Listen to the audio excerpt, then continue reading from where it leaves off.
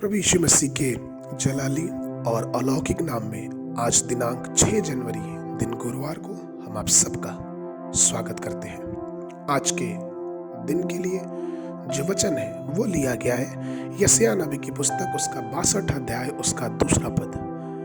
जब अन्य जातियों तेरा धर्म और सब राजा तेरी महिमा देखेंगे और तेरा एक नया नाम रखा जाएगा जो यहोवा के मुख से निकलेगा।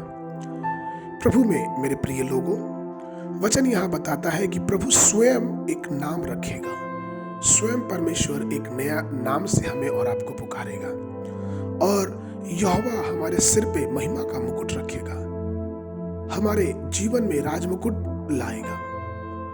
लेकिन कई बार इस नाम की जो शक्ति है, इस नाम जो नए नाम की सामर्थ है, जो नए नाम की महिमा है, हम और आप उस चीज को नहीं समझ पाते।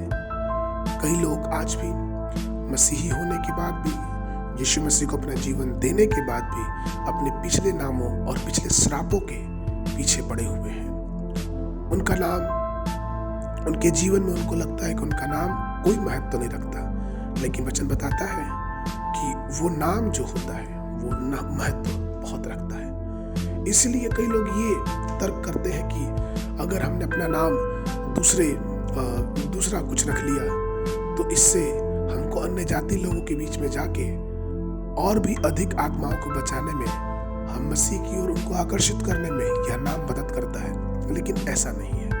पवित्र शास्त्र कहता है 2 कुरिन्थियों की पत्री उसका 6वां अध्याय उसका 15 पद, और मसीह का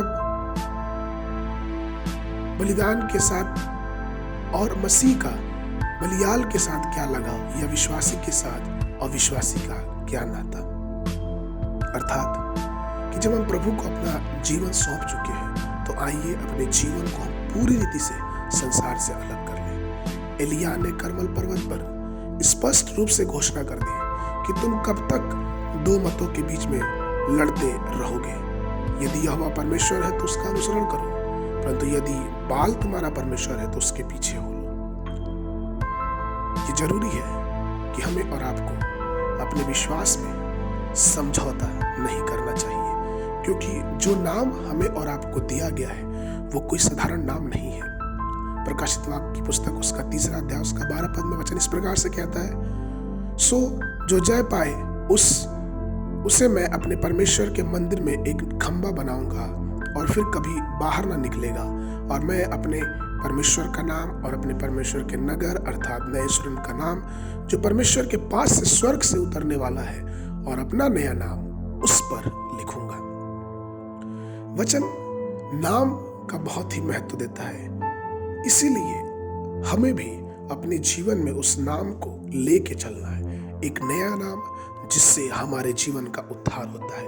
वो नाम जब इस दुनिया में आया, उस नाम में इतनी सामर्थ है कि वो नाम हमें हर परिस्थितियों से लेके, हर परीक्षाओं से लेके, हर आजमाइशों से लेके गुजरने की, हमको खुशहाली से वहां से निकालने की सामर्थ रखता है।